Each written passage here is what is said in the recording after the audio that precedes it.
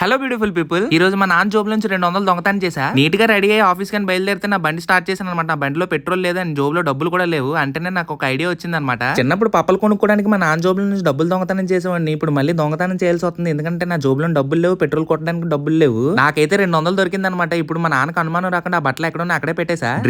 Dream bike అని చెప్పేసి EMI లోని బుల్లెట్ బండి కొన్నాను. ఇప్పుడు దీనికి పెట్రోల్ వేయడానికి దోల తీరిపోతుంది నాకు. ఇలా నా ఈ బుల్లెట్ పెట్రోల్ తాగుతుంటే నాకు ఒకటే అనిపిస్తుంది, సరిపోతుంది, ఇంకొంచెం ఏమైనా కావాలా భయ్యా నీకు? ఎనీవేస్ మా నాన్న జోబుల నుంచి 200 దొంగతనం చేసిన పెట్రోల్ కి అయితే వాడేసా. చాలా మంది సబ్స్క్రైబర్స్ నేను ఏం జాబ్ చేస్తున్నా అడుగుతున్నారు కదా. నేను నివాబుపై హెల్త్ ఇన్సూరెన్స్ లో రిలేషన్షిప్ మేనేజర్ గా పనిచేస్తున్నా. ప్రెసెంట్ నేనైతే విజయవాడ రాజుగారి రుచులు రెస్టారెంట్ కి అయితే వచ్చా. సబ్స్క్రైబర్స్ అందరూ కూడా ఏదైనా గివ్ అవే ఇమ్మంటున్నారు కదా. వీడి పేరు షాబాజ్, నా కాలేజ్ మిత్రుడు, కలిసి చదువుకున్నాం. రాజుగారి రుచులకి ఎందుకు వచ్చామనంటే మే 9వ తారీఖు 2024 అంటే గురువారం మన సబ్స్క్రైబర్స్ అందరి తరపున నేనైతే ఫుడ్ డొనేట్ చేద్దాం అనుకుంటున్నాను అనమాట. Middle class Teja YouTube channel subscribers తరపున నేను ఒక 21 మందికి వెజ్ మీల్స్ డొనేట్ చేయబోతున్నా. జై హింద్.